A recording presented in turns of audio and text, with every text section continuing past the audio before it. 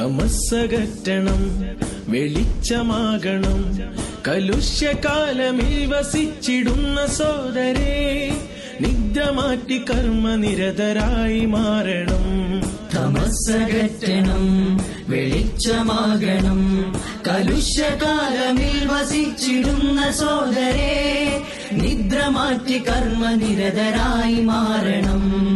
അജ്ഞതയും അന്ധകാരവും വെടിഞ്ഞിടാം, കാലത്തിന്റെ കുത്തൊഴുക്കിനെതിരെ നീന്തിടാം. അഹ്ലുസുന്ന എന്ന മാർഗമിൽ വളർന്നിടാം.